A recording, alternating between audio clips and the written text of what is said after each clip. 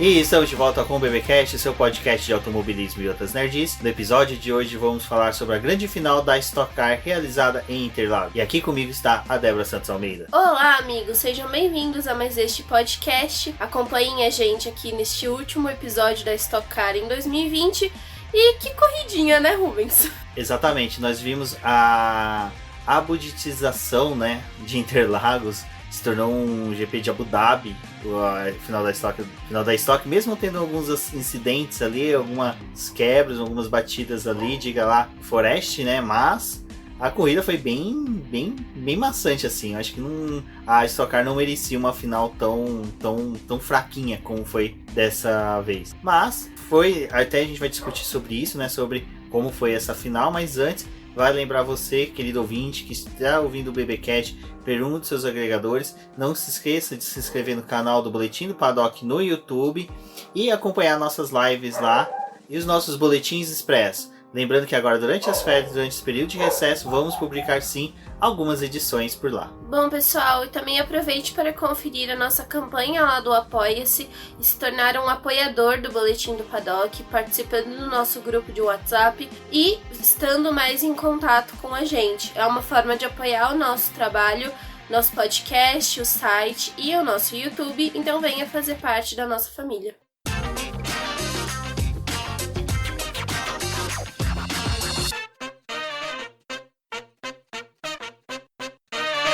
Bom, a final da Stock Car foi realizada este final de semana em Interlagos. Como a gente já deu uma explanada aí, a gente não achou a corrida tão empolgante. Teve ali o incidente do Marcos Gomes com o Rubinho Barrichello, teve do Zonta e do César Ramos, teve o acidente do Forest, mas mesmo assim, não foi nada que mudou a corrida. Eu acho que, assim, Interlagos eles meio que já conhecem o macete para poder correr ali, né? Muitas equipes já sabem o que fazer, acho que principalmente a Eurofarma. A gente vê que não é só a final que a Eurofarma vai bem. Vai bem na corrida do milhão, vai bem em outras provas que acabam sendo realizadas em Interlagos. E assim, e tem o fato também que outros pilotos ali da categoria correm na Porsche, por exemplo, que também utiliza bastante do autódromo de Interlagos. Então, foi uma corrida, assim, mais do mesmo, porque apesar da condição, assim, de pista, que esperavam que ia ter chuva e não teve,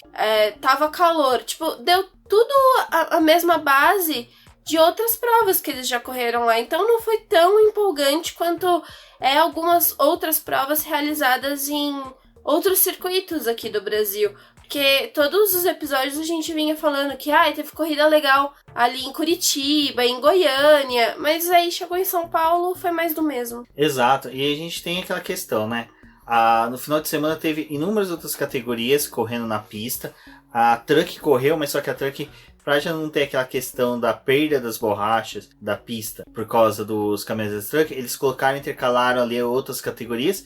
Então, assim, não tivemos aquela perda do gripping, né? Que poderia auxiliar para fazer uma corrida mais interessante. Mas, é a escolha da categoria. Eles quiseram apostar numa nova final em Interlagos. O ano passado foi interessante que eles apostaram numa final em Interlagos e usaram critérios para deixar a corrida mais emocionante e não nivelar a corrida. Então, eles utilizaram compostos de pneus diferentes, né? Um pouco mais macio.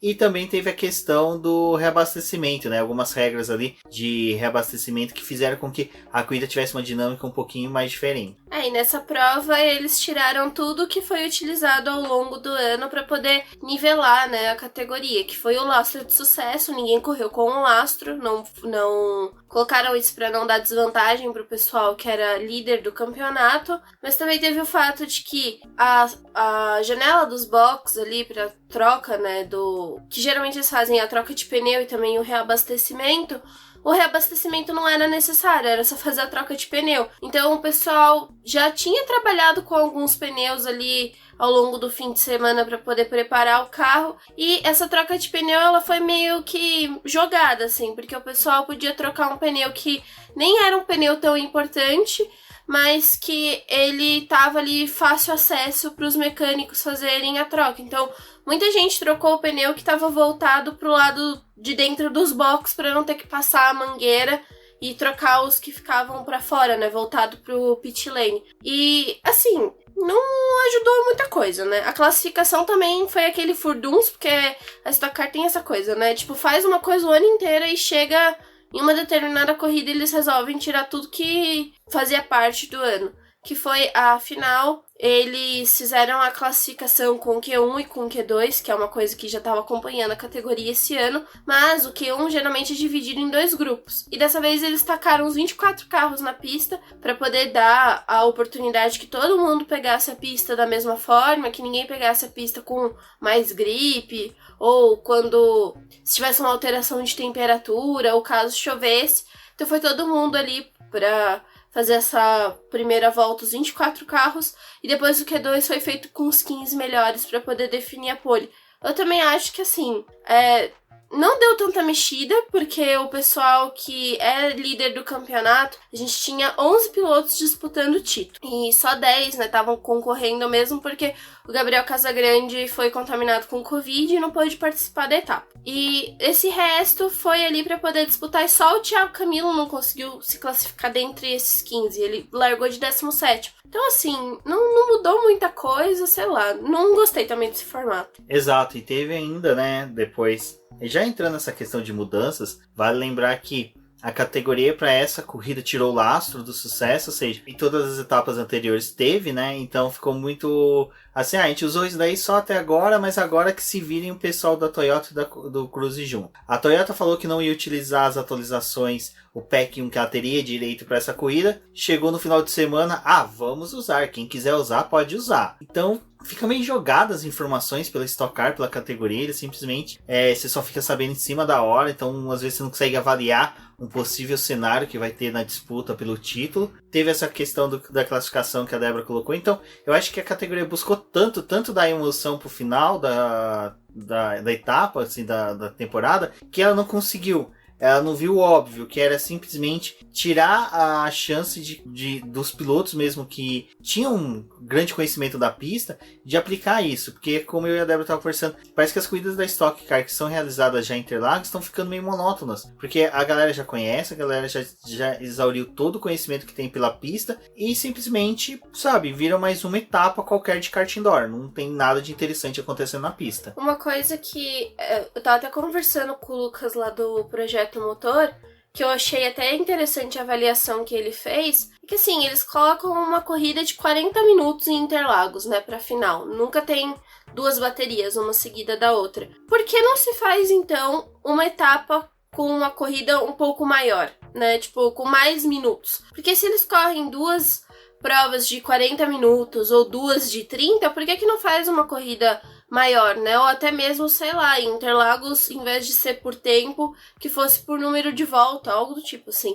Porque não dá mais uma mecânica, sabe? Forçasse o reabastecimento também, né? Forçasse, sei lá, talvez na final exigir 2 paradas, porque quando a gente tem a corrida dupla, né, a gente tem 2 paradas, uma parada para a primeira corrida, uma parada para a segunda corrida. E aí as equipes fazem a estratégia de, às vezes, trocar o pneu na primeira e reabastecer na segunda, né? Porque tem aquele negócio do splash to go lá, que você coloca a mangueira só para injetar o combustível, mas é rapidinho, né? Aquele tanque tira já, então aquilo ali quase não despeja combustível dentro do tanque. E, sei lá, fazer alguma coisa assim, tipo, ter 2 paradas, forçar o pessoal a pensar mais em estratégia, porque fica tão redondinho com a questão de pneu e não sei o que ninguém faz mais nada, assim, tipo, fica mais uma etapa só.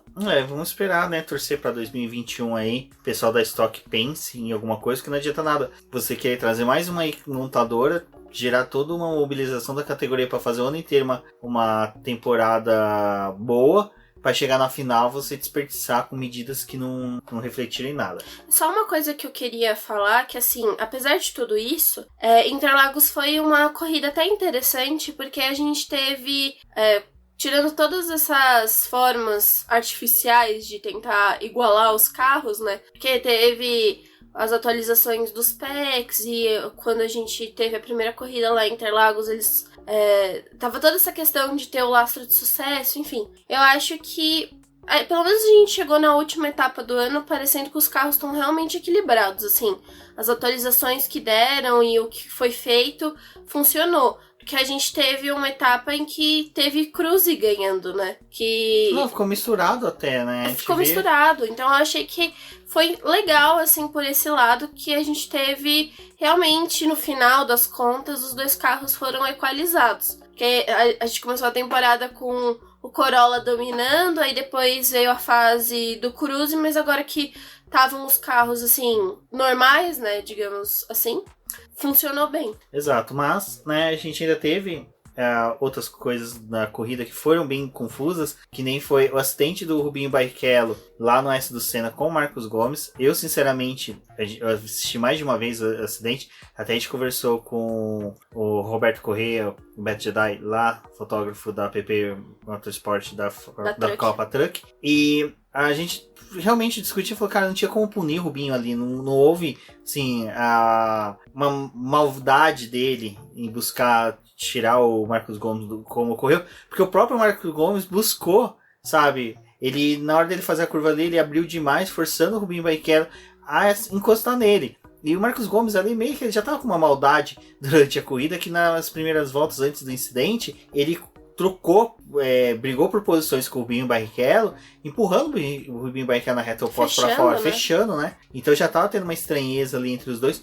Mais incidente do Rubinho, cara, sem zoeira. Ficou, assim, eu na hora já bateu aquelas teorias de conspiração de tipo, o pessoal quer tirar o Rubinho da disputa pelo título, né? Porque realmente tirou, e foi patético isso. Mas não tem teoria da conspiração, lógico, ninguém quis tirar ele, mas só que foi uma aplicação de punição meio injusta, porque entre apurar quem teve culpa ali, eu não teria dado culpa pra ninguém. Foi um incidente de corrida que às vezes acontece mesmo.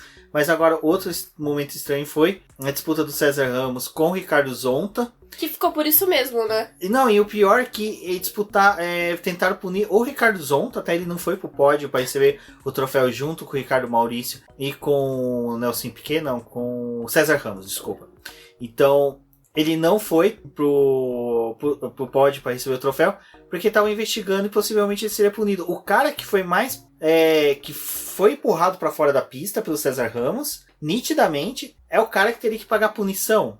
Ficou muito estranho isso. A CBA parece que tava meio perdida ali na final. Acho que tava complicado. A gente já teve outros episódios em que comentávamos sobre punições muito estranhas que são aplicadas ali na Stock Car. E acho que esse ano até que foi interessante, porque no ano passado, você terminava a corrida com um resultado e passavam horas, aí mudava todo o resultado da prova, né? Vários pilotos punidos, umas coisas que eles achavam ali pra poder mudar a classificação, né? Esse ano teve uma redução, assim, eu lembro de quase nada, assim, de punição que teve esse ano. Muitas das punições aconteceram na pista, né? E geralmente era o drive-thru, que era aplicado durante a corrida, que foi realmente o que o Rubinho Barrichello recebeu nessa corrida por causa do toque dele com o Gomes. Mas nessa corrida também teve esse incidente aí do César Ramos com o Zonta, e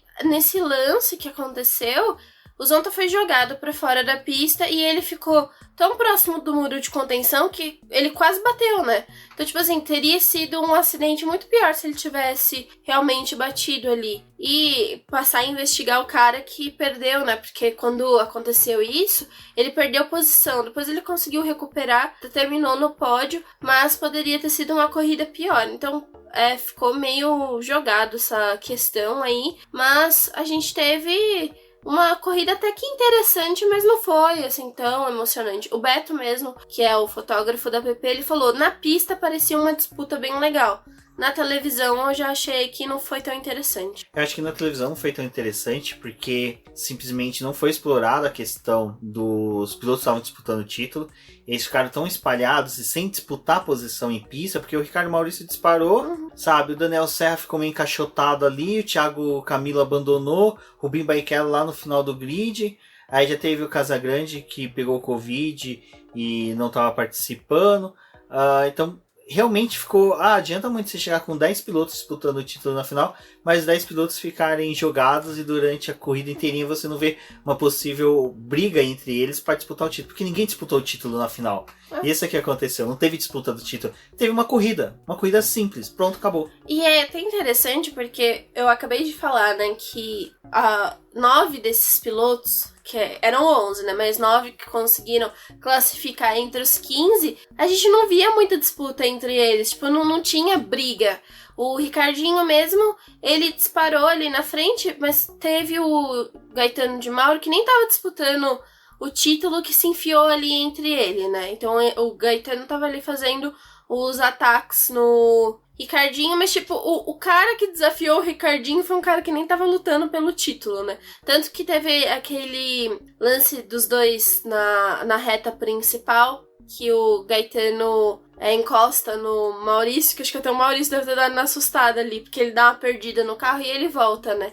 Depois disso também ele sumiu, assim. E a gente teve paradas nos box que foi muito certinha, né? Tipo, muito cronometrada, porque a gente teve aquela primeira entrada que foi bem movimentada, vários dos primeiros pilotos, assim, que estavam ocupando as 10 primeiras posições foram, depois foi os picadinhos ali parando, mas assim, não teve muita coisa, né? E depois o grid também começou a ficar mais espalhado na pista. Então, tipo, as disputas que tinham eram muito pontuais, mas também não ia surtir nenhuma mudança, né? E até mesmo a questão dos pit stop não teve alternância de posições, então realmente ficou uma corrida bem apática. Só que é engraçado, a gente sempre acha um ponto interessante, né, da corrida, tipo, pra poder falar, foi legal, não sei o quê. Essa eu não consigo encontrar muitas coisas pra poder falar, nossa, que corrida legal. Não, eu acho que assim, o único ponto que eu acho que tiro positivo dessa corrida foi ver o Guilherme Salas e o Gaetano de Mauro disputando posição, Bruno Batista também disputando posição, então é uma nova geração que chega na Fórmula 1, desculpa, na Stock Car já são bem aguerridos, querendo disputar posições, então isso é bem interessante, é bom para a categoria, mas ela se perde quando você começa a ter um engessamento da categoria por ideias mirabolantes que não refletem na pista um resultado bom. Essa que é a questão. Mas ainda falando sobre o final de semana, o embate que a gente esperava era do Thiago Camilo versus Daniel Serra, que infelizmente não ocorreu. Os dois pilotos estavam bem apagados nessa final. O Daniel Serra, pelo que a gente ficou sabendo, nos boxes lá da equipe dele, ele estava vidrado, ele estava bem concentrado pro final de semana, mas só que ele não conseguiu reverter isso na pista, então foi uma pena. E o Thiago Camilo, que estava sob pressão, né? Era uma das primeiras decisões que realmente ele chegava como favorito, apesar de ter 10 pilotos disputando o título. Ele era o piloto que disputava assim com mais chances, mas que infelizmente acabou. Eu acho que o final de semana dele acabou na hora que ele não conseguiu se classificar entre pelo menos ali ir pro Q2. Não precisava ser entre os 10 primeiros, mas pelo menos ir pro Q2 já era uma vantagem para ele. O Camilo, ele ficou muito apagado. Assim, a gente já tinha falado em outros podcasts, né, que chega em Interlagos, parece que o Camilo não vai. Não consegue. E mais uma final em Interlagos, né? Do ano passado, o Serra também disparou na frente, ganhou a corrida, decidiu o título, né? O Camilo, dessa vez, ele era o favorito realmente pra poder ganhar, mas eu acho que é difícil falar que Camilo é favorito em Interlagos, porque não dá, sabe? Eu até falei no Twitter, assim, cara, vocês têm que mudar a final pra outra pista, tipo Goiânia, Curitiba, sei lá, pra ver se o Camilo ganha esse título, porque Interlagos, assim, já comprovamos que não vai rolar. Eu acho que assim, o GP do Brasil. A Stock Car tem 3 pistas que são maravilhosas, que estão no calendário dela, que é Goiânia, Curitiba e Interlagos. Dá pra eles alternar a abertura numa, corrida do milhão em outra e a final em outra. Faz a corrida do milhão em Curitiba, faz a corrida de duplas, que é a abertura, lá em Goiânia, e a final faz Stock Car em São Paulo. Porque daí o cara chega em São Paulo, eles não têm o feedback, não tem o setup já da temporada nessa nova pista. Quer dizer, desse novo conjunto de tudo agora, para Interlagos, porque eles só repetiram o que já sabiam de Interlagos da corrida do milhão, aplicaram novamente nessa final e foi uma corrida apática mesmo. Eu acho que a gente tem outras pistas, como o Romês falou, que são tão interessantes quanto. A gente teve corrida do milhão em Curitiba, assim, muito legal, que é um circuito bem legal, assim, o pessoal parece que gosta também. Goiânia tem, né, também já recebeu a corrida do milhão e corrida de duplas. Mas, sei lá, Interlagos, eu até acho legal, mas não sei se pra uma final é tão legal. Talvez, assim, corrida do milhão seja interessante em Interlagos. Mas afinal, eu acho que poderia alternar em outras pistas. E foi o que eu falei, eu acho que o Camilo, pra ele ganhar um título, afinal deveria ser em outro lugar. Bom, e ainda nessa disputa Camilo e Daniel Serra, né, vale lembrar que a gente falou, né, que o Camilo não teve um bom retrospecto em Interlagos, o Daniel Serra também este ano não teve, né, na corrida do milhão e nem chegou a largar. Então, realmente acho que é uma coisa para se pensar aí também em questão de benzer esses pilotos antes das corridas. E outra coisa para se pensar que a gente acabou não comentando no momento ali que a gente estava falando de medidas que foram tomadas para esse final de semana. Eu achei a pontuação dobrada muito ruim. Porque, beleza, a gente quer fazer uma pontuação dobrada para privilegiar o vencedor, para que faça com que todos disputam a vitória almejando o título. Beleza, aí sim você coloca 10 pessoas para disputar o título, mas só que daí você faz um formato em que os 10 pilotos que estão disputando o título ficam esparsos, a pontuação dobrada prejudica os pilotos que estão disputando o título e favorece apenas quem está ganhando. O cara que está disputando ali a quarta e quinta posição, que às vezes poderia estar disputando o título, já não tem uma prevalência. Então, eu acho assim, meio estranho. Eu não gosto de pontuação dobrada decidida assim só para uma etapa. Ou só por um motivo, sabe? Eu acho que poderiam ter outras ideias. Ou pontuação dobrada na corrida de duplas, alguma coisa assim. E esse ano a gente ainda teve o descarte, né? Ainda surgiu o descarte. Nossa, bem lembrado, Débora. Cara, a Stock Car bagunçou esse ano. Eles quiseram fazer tanta coisas no ano só. Eles não, sabe, despirocou lá o pessoal que administra a Stock Car. Vamos fazer tudo pra esse ano. Vamos resolver tudo nesse ano só, porque tá todo mundo maluco, tá todo mundo doido. Ninguém vai perceber que a gente tá errando. E erraram. O urso do pica-pau total. Infelizmente, né? Mas nem só de péssimas notícias, né, vive a Stock Car. Bom, pessoal, uma das coisas que agora, quando acaba o campeonato, já começam a decidir para onde piloto vai, que piloto vai entrar na categoria. A gente já sabe que o Felipe Massa vai correr no próximo ano. Então, é algo interessante aí, mais um piloto de Fórmula 1, Fórmula E que tá voltando para poder correr no país, correr na Stock Car. Acho que é legal, né, Rubens? O Felipe Massa fez questão de confirmar 2 vezes que ele vai correr na Stock Car, então ele vai correr mesmo, entendeu? Confirmou 2 vezes, nem tanto que até na corrida de duplas ele vai correr 2 vezes. Ele vai entrar, vai dar volta no carro e volta a entrar no carro novamente para correr. Mas a gente tem uma outra mudança aí que é interessante, né?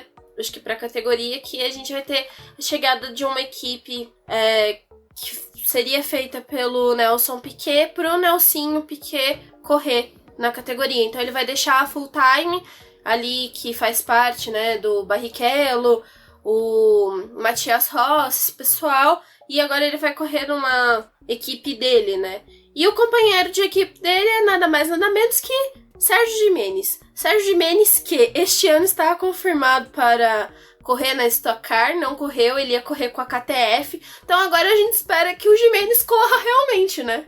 É interessante dessa dupla, que a gente tem a dupla que foram o primeiro campeão da Fórmula E e o primeiro campeão da Jaguar Truck, 2 categorias elétricas. Então, vamos torcer aí. Será que tem um carro elétrico? Seria interessante, né? Um carro elétrico na Stock Car. Seria bacana, né? Se quiserem. Mas sei lá, né? Chega a dar também um pouco de medo de saber disso. Mas enfim, é legal isso, mas só que, cara, eu fico com uma pulga atrás da orelha. Você tem o Nelson enfiando dinheiro mais uma vez na carreira do Nelsinho. E semana passada a gente tava publicando o Boletim Expresso comentando que o Pedro Piquet não ia disputar a Fórmula 2 porque depois não tinha incentivo nem dinheiro. Aí ele vê o pai incentivando o irmão mais velho a correr na Stock Car, sendo que qualquer equipe da Stock Car ali que falar, olha, eu tenho um espaço pra você, Nelson, vem. Sabe, é muito estranho isso, sabe? Eu acho que o Nelson tinha que rever isso daí, porque acho que não custava nada ter dado um voto de confiança lá no Pedro Piquet e incentivado ele na Fórmula 2 ou buscar uma vaga dele em outras categorias. Daqui a pouco o Pedro vem correr aqui também na Stock Car, vai ser... Seria legal. Nelsinho e Pedrinho. Não seria tão ruim, os irmãos Piquet correndo, então seria bem bacana. Mas... O filho do Barrichello tá treinando na Stock Light? Mas sei lá, o Dudu correndo na Stock Light hoje, eu acho que é uma coisa meio tipo... corre lá, filhão, vai lá. Não é tanto tipo... Um dia, lógico, vamos saber, né? A Stock Car tá se tornando cada vez mais atrativa. Ela nunca deixou de ser, um cenário para ex-pilotos de Fórmula 1 e Fórmula Indy. Eu achei bacana o pessoal se surpreender. Nossa, Tony Kanaan está querendo correr na Stock Car, legal. Vamos ter um grid de grande valor. Cara, Stock Car sempre teve. Stock Car sempre foi, eu sempre falo, se você pegasse o grid da Stock Car e comparasse com categorias internacionais de GTs, você ia ver que a Stock Car tinha o melhor grid que tem. Você tem Daniel Serra, que é tricampeão 24 horas de Le Mans. Você teve o Felipe Fraga, que passou também, que olha, é um tremendo de um piloto, compete em Le Mans, Daytona, GTs internacional. Você tem o Alan Kodair, que foi campeão da GT europeia, sabe? Você tem o Ricardo Maurício, que disputa Porsche Cup, disputa tudo. Você tem o Rubinho Barrichello, o Zonta. Agora é o Felipe Massa.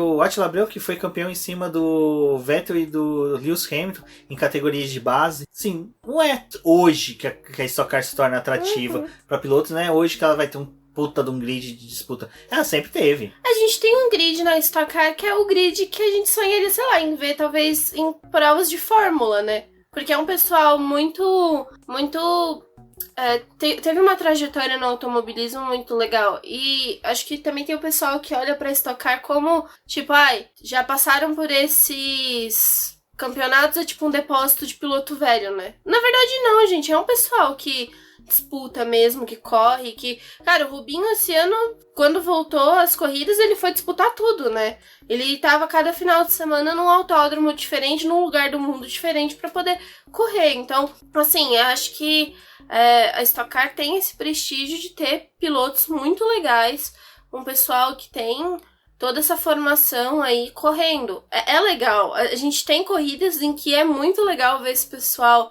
disputando e tendo essas brigas e os confrontos das equipes ali, então eu acho bem interessante. Não é uma categoria que as pessoas deveriam olhar com tanto desprezo, né? Exato, e tem outra questão, né? Categorias como Stock Car, ela normalmente atrai realmente pilotos mais velhos e é normalmente uma categoria que demanda realmente uma experiência muito maior. A gente fala de experiência muito maior por causa que é uma categoria que ela precisa de um gerenciamento de equipamento maior, porque não tem uma rotatividade de chassis como tem em outras categorias. Não é bateu, destruiu o carro, opa, amanhã eu tenho um chassis novo, não.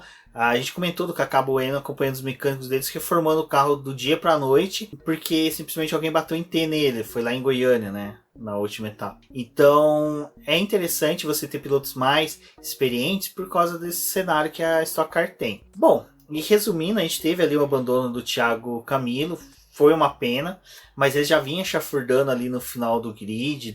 Não ia ter uma corrida melhor, né, Rubens? Não tinha como esperar que o Camilo ia fazer uma prova de recuperação para poder chegar no Maurício e tentar uma vitória. Era praticamente impossível. Se a gente já tava falando que não tava tendo disputa com o pessoal que tava na frente, tentando atacar o Maurício para chegar nele, imagina um piloto tava largando do fim do grid realmente para poder subir e tentar alguma coisa, assim, não dava.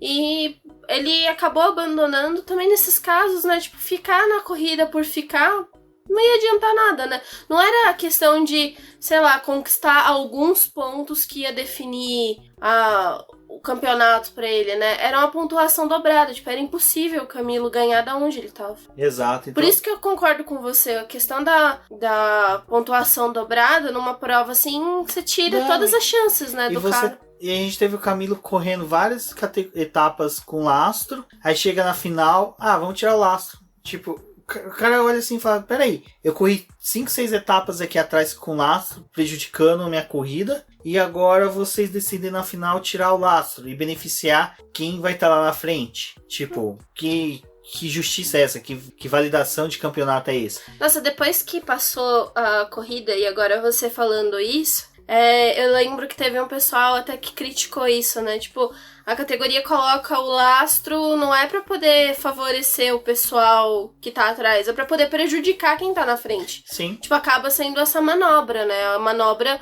de você prejudicar quem tá na frente. Então, quem desempenhou o melhor trabalho, quem conseguiu acertar o carro no fim de semana não tá tendo benefício nenhum, porque ele tá correndo com um lastro.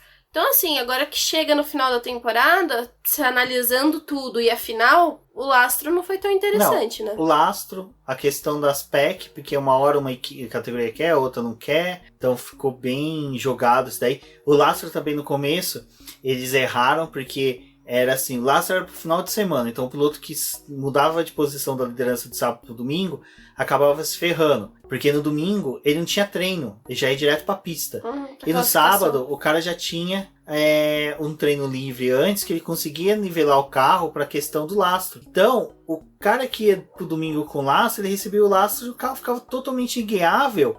E dane-se, vai lá bonitão, você tá na pista, você que comanda. E então eu acho que o lastro tem que ser abolido, eu acho que não foi uma boa ideia. A questão das PECs, acho que dá uma dinâmica um pouco melhor, mas só que assim... As PECs eu acho interessante porque em outras categorias a gente tem atualização de peças, né? Não, tipo, e até deu certo. Isso é legal. Deu certo, a gente viu a final, era um Cruze, um Toyota, um Cruze, dois Cruze, dois Toyotas, ficou bem misturadinho. Não ficou tão ruim, sabe? Deixa eu ver, a gente tá até olhando agora aqui. Foi o Cruze que ganhou, né, com o Ricardo Maurício. Aí a gente teve 3 Corollas, da segunda até a 4ª posição. Depois 2 Cruze com o Serra e o Galide Osman. E um Corolla com o Batista. Aí foi tendo, né, mais inversões Cruze e Corolla. Mas como tem mais Cruze, aí depois a tabela começa a ficar Cruze, Cruze, Cruze e um Corolla.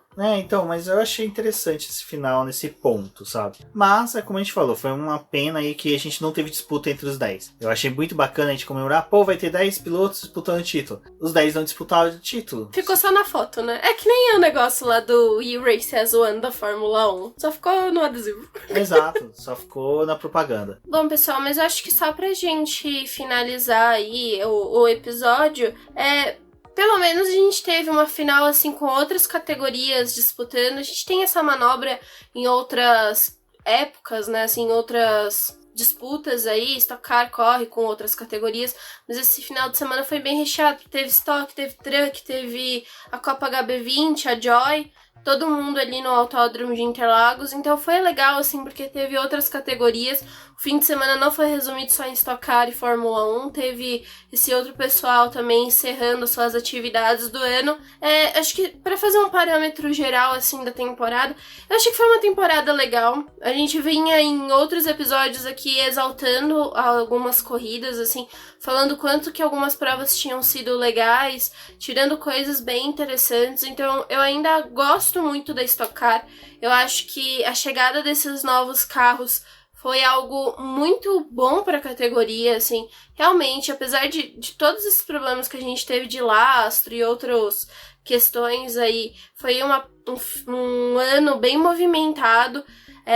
Uma coisa também que a gente estava até discutindo depois que a prova acabou e que o Ricardinho Maurício ganhou o campeonato, né, e o tri dele. Cara, se me perguntasse ele na primeira corrida do ano se eu apostava no Ricardinho Maurício, eu ia falar de jeito nenhum.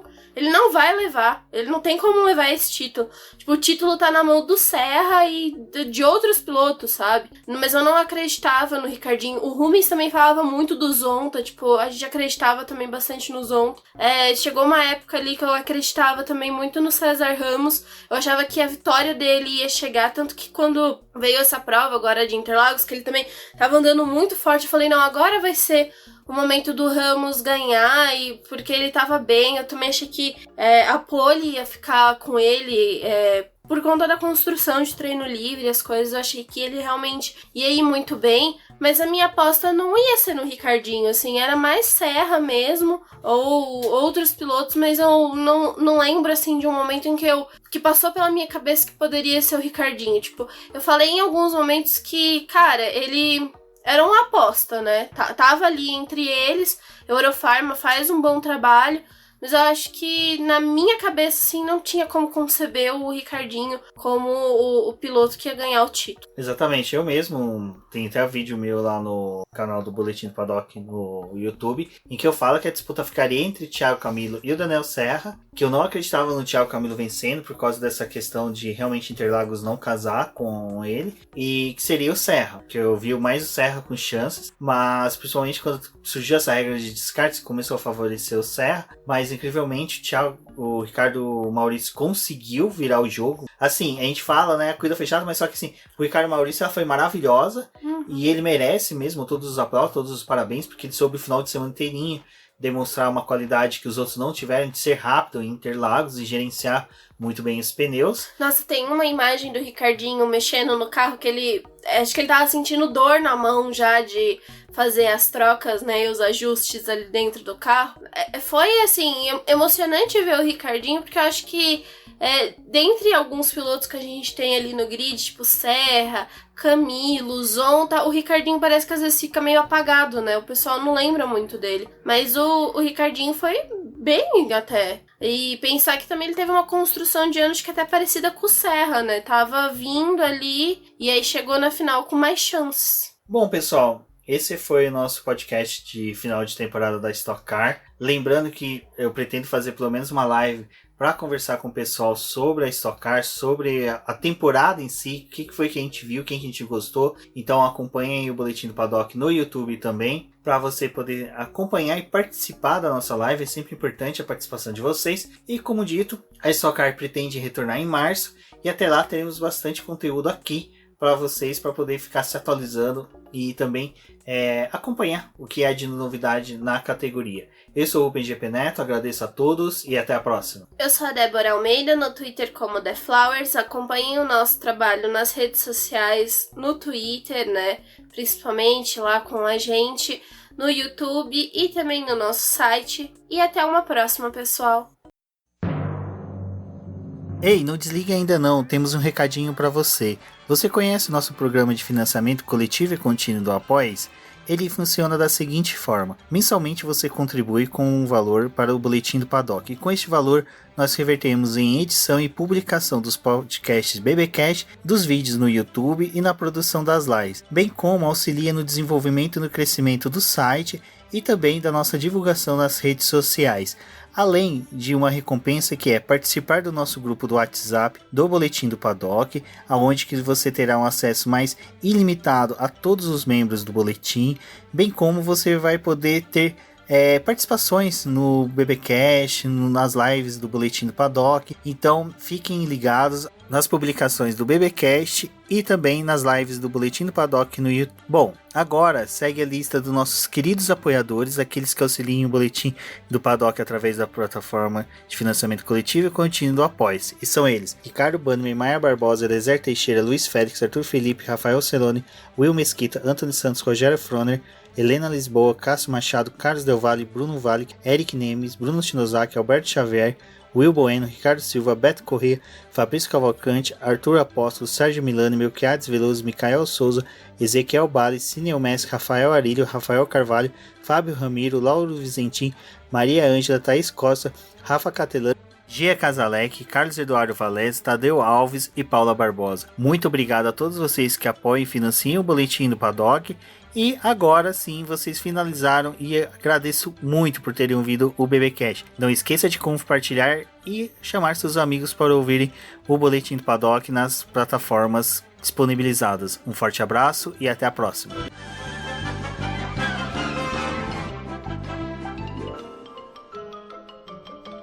Isso é tudo, pessoal.